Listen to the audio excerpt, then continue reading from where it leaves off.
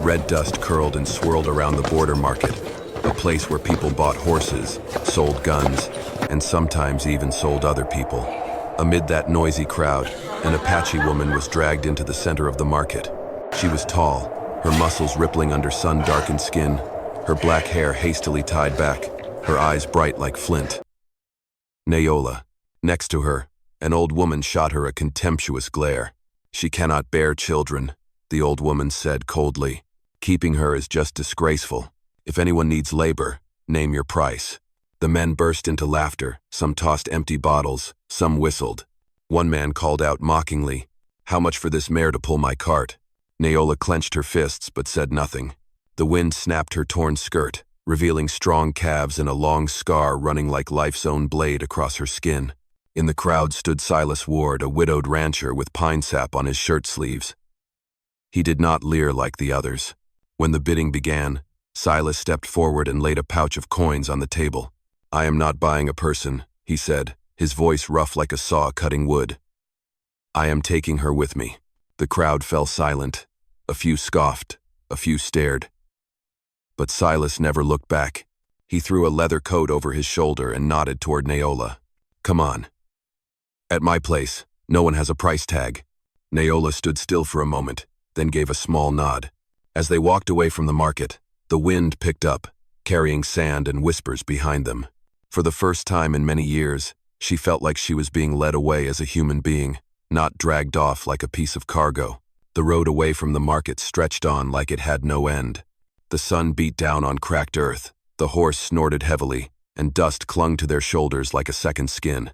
Neola sat in the back of the wagon, her hands loosely tied, her eyes locked on the back of the man walking ahead. He had not said a word the whole way, only turned back now and then to ask, "Are you thirsty? I can handle it." He handed her a water flask, old, dented, and scratched. Neola took it, drank slowly, her gaze still wary. In this land, kindness often hid a trap. But his eyes, they were not like the others. By sunset, they reached a wooden house tucked between pine trees. Children's voices floated out. 5 kids, thin, tangled hair, faces smudged with dirt, stopped playing when they saw a stranger. A small boy whispered, "Papa." "Who is she?" Silas set an axe down by the door. "Someone who needs shelter." Just for a while, the children looked at Neola, then at each other. Their eyes were wide and nervous, like deer startled in the dark. Neola just stood there, tall, scarred, unsure where to place her heavy hands. Their first dinner was quiet. The sound of spoons hitting tin bowls felt like wind scratching across a rooftop. She held the bowl awkwardly and spilled some soup while bending down to clean it up. Silas said gently, "It is all right. Everyone fumbles a bit when they are new." That simple sentence, nothing grand, tightened her throat. How long had it been since someone spoke to her without a trace of contempt? That night, Neola could not sleep. She stepped out onto the porch. Before her stretched dry land, scorched grass, and a few rotting logs left from an old garden. She sat down, her hand touching the soil, dry, cracked, and cold, like the heart of someone long cast aside. Behind her, Silas came out, holding an oil lantern. "There used to be flowers there. My wife planted them. Has she been gone long?" 6 years. Went with our youngest. That winter the snow came early. They sat in silence for a long time. Wind whistled through the pines, blending the scent of sap with lantern smoke. Silas spoke softly, his voice low but kind. "If there is something you need to do to forget the past, do it. There is still land here. Do not be afraid to start again." Neola lowered her head, and in her heart, for the first time in many years, a tiny seed stirred, fragile but real. The next day, Neola began waking up early. She built the fire, hauled water, and wiped down each old wooden plank in the house where wind hissed through the cracks. Her hands were large and calloused, yet when they touched things, there was a rare gentleness. The children still watched her quietly. They avoided the gaze of the towering Apache woman, seeing more of a warrior than a mother in her. One morning, the youngest girl dropped a bucket of water. Neola bent down, picked it up, and smiled. "It is all right. The bucket will be full again. Just like the land will bloom again. The little girl's eyes widened. Then she gave a small nod. From then on, the children began following her into the garden. They watched her work the soil, water each small bed. Whenever the wind bent a tender sprout, Neola would quietly stand it back up and say softly, "What falls, if still alive, will grow again." Silas stood on the porch, silently watching. He saw his children begin to laugh again, the kind of laughter that had disappeared with their mother. That night, after everyone had gone to sleep, Silas stepped out onto the porch and saw Neola sitting alone in the dry garden. "Are you doing all this just to forget?" he asked. "No. I am doing it to remember that I can still live." Her words left him silent. The night wind carried the scent of damp earth, blending with smoke from the wood stove. In that moment, he realized some people do not need to say much. Just their presence makes the land around them feel less barren. A week later, the first green shoots appeared. The children shouted with joy, and Neola just smiled quietly. Silas whispered almost to himself, "You are not just bringing this garden back to life. You are bringing this whole place back to life." Neola said nothing, but in her eyes, the oil lamp reflected a soft, flickering light like a drop of water in the desert. That rare thing people call hope. The days that followed passed quietly. The morning wind drifted through the pine forest, carrying the scent of sap and mist. The steady sound of Silas's hammer echoed from the yard, while Neola's soft singing floated from the kitchen. She taught the children an Apache song melodies that sounded like wind weaving through canyons. The children did not understand all the words, but they loved the gentle rhythm. When they laughed, Silas would stop his work, lift his head, and for a moment, the house truly felt warm again for the first time in years. One afternoon, Silas returned from the woods, brushing against a dry branch. Blood trickled down his sleeve. Neola saw it and immediately stepped forward. "Sit down. It is all right. Just a scratch. You should not keep doing everything by yourself." She washed the wound with warm water, then crushed herbs in her calloused palm. The scent of sap and smoke filled the air. Silas looked at her hands, rough but steady, and found no words. "Where did you learn all this?" "From my mother. She taught me that if the earth knows how to heal, then people should learn to do the same." The children huddled quietly by the door. When Neola finished wrapping the bandage, the youngest asked softly, "Papa, is she a warrior?" Silas smiled, his eyes gentle. "No, she is someone who makes the land bloom." That night, the fire crackled in the stove. Laughter returned to dinner, and as Neola told stories of the mountains where she was born, Silas realized her voice held a rare kind of warmth, a warmth that came from deep within, not just the surface. Before bed, he stood on the porch and looked out at the garden, now dusted with green. He spoke quietly, almost afraid to hear himself say it. "Thank you, Neola. You brought this whole home back to life." Neola, watering the flower beds, turned and smiled. "No, Mr. Ward. This home saved me." Above them, stars shimmered as they fell over the pine forest. There, in that dry and rugged land, two quiet souls found one another not through promises, but through the smallest of things: a meal, a wound, and a smile. I am truly grateful to have you here. If this story brought back memories of dusty afternoons and the echo of hooves in your heart, go ahead and subscribe to my channel, so each day we can sit together again. And I will tell you another tale from the West. That year, the drought came early. It was only early June, yet the wind was already dry as burning coals. Wherever it blew, leaves dropped like rain. The ground cracked like scorched leather, and the well held only a few buckets of murky water. Neola still woke at dawn, hauling water from a far-off stream, watering each flower root with hands that bled. The children helped her, singing old Apache songs as they carried the buckets. One day, Silas returned from town, his face coated in dust. "The traders came again, did they?" Neola asked. "They did, offered double." "And what did you say?" "I told them, this land is not for sale. Not when you and the kids have poured your sweat into bringing it back to life." Neola smiled, but a shadow of unease stirred inside her. 3 nights later, the fire came. The sound of screaming horses, howling wind, and the crackle of dry wood filled the night. The entire garden lit up like a sea of flames. The children screamed, Silas ran out, and Neola, without thinking, grabbed a blanket, wrapped it around herself, and ran into the fire. "Neola, get back!" Silas shouted. "No, we made a promise to this land."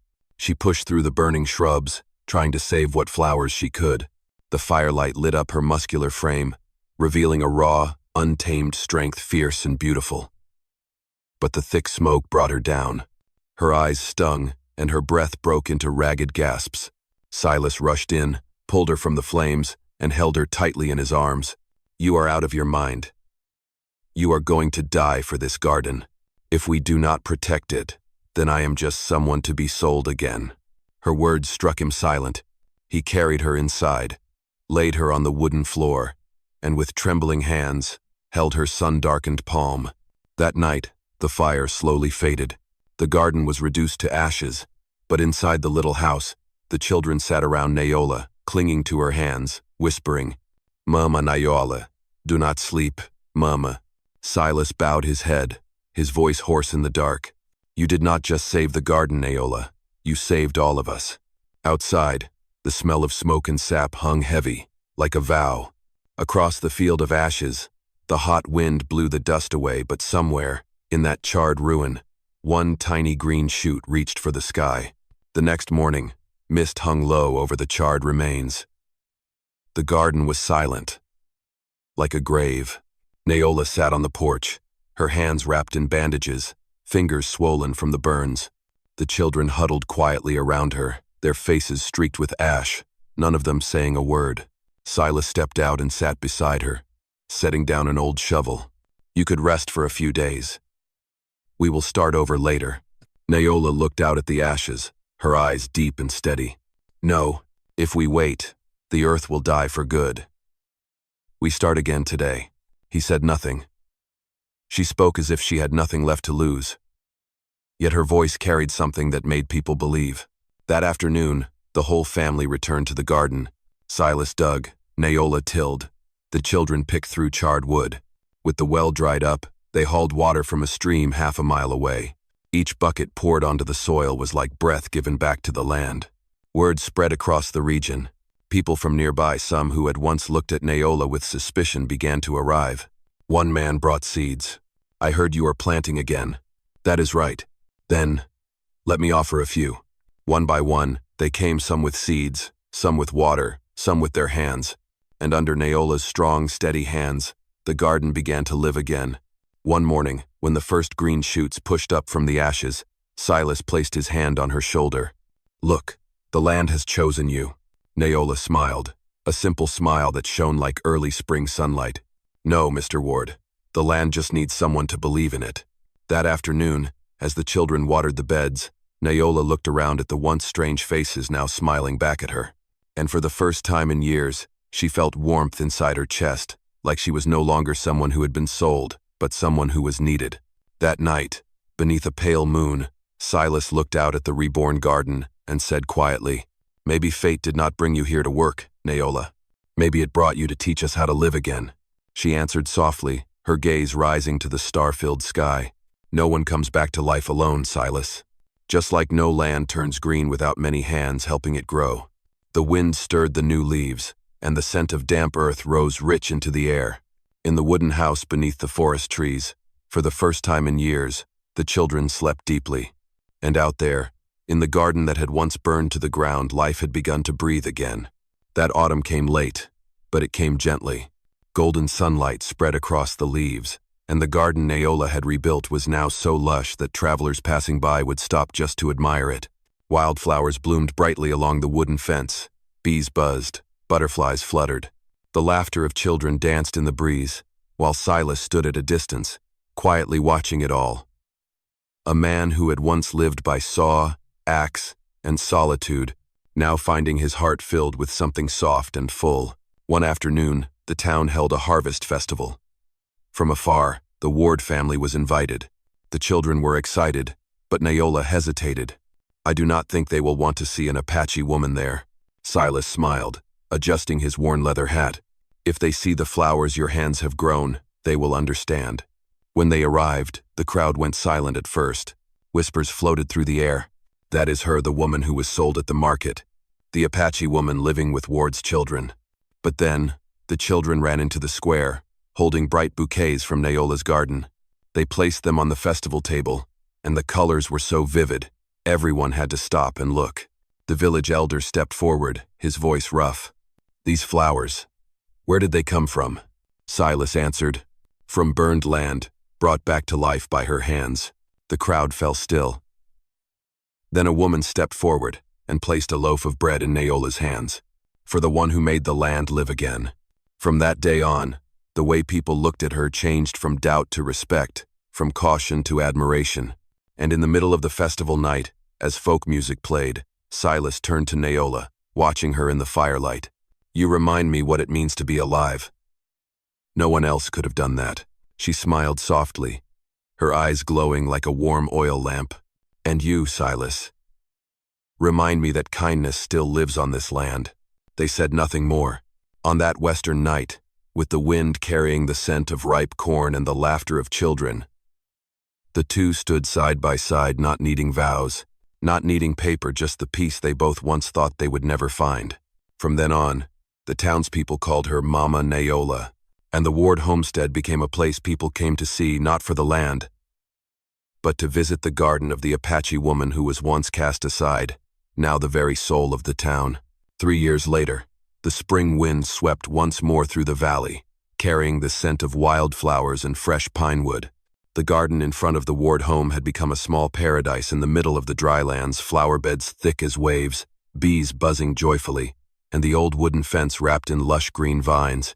Silas leaned on his hoe, looking toward the porch. Neola was watering the plant's broad shoulders, sun-darkened arms, but a face full of peace. By her feet were 5 children now grown, one carving wood, another painting on an old board that read, "Ward's Garden." From afar, townsfolk now visited often. Some brought seeds, others simply came to sit quietly beneath the trees and listen to the wind. No one whispered the woman who was sold at the market anymore now. They called her by a much softer name, Mama Neola. One evening, as the sun sank red behind the mountains, Silas walked over and handed her a bunch of wildflowers. "Today marks 3 years since the day you arrived, and not once have you ever regretted it," she asked, with a teasing tone. "Regret?" he chuckled, his voice low like forest wind. "Only that I did not meet you sooner." She smiled, her dark eyes shining. Silas's large hand took hers and held it tight. The two stood in the garden once ash and ruin, now blooming like an eternal spring. "Mr. Ward," Neola said softly, "that day, I thought I was being bought, but it turns out I was being saved." "No, Neola," he replied. "We were the ones who were saved." The children came running, wrapping their arms around their parents, laughing. Their laughter rose with the wind, drifting across the fields like an old song of the West. That night, they sat around the fire. The children asked for a story, and Neola told one in her warm voice, about a woman who had once been sold, about a garden that died and bloomed again, about how kindness can take root even in a desert. Silas sat beside her, his gaze gentle like moonlight glinting off her thick black hair. Outside on the porch, the wind stirred the flower branches, and in that moment, it felt as if everyone understood this was the home they had been searching for their whole lives. Dear friends, a home does not need to be grand, it just needs someone waiting at the door. A place where children's laughter dances with the crackle of firewood, and rough hands find their way back to tenderness. Family is where the storm stops at the doorstep. It is the quiet corner of the world when everything outside feels too cold. In the arms of those we love, even the lost can find their way home again. It has been an honor to share this story with you. I truly wish you and your family health and happiness, wherever you are in this world. I love all of you, my dear audience of Wild West storytelling. Let me know how this story made you feel. Leave a comment down below. Press 1 if you enjoyed this tale. And do not forget to subscribe to the channel so you will not miss the next gripping story from the Wild West.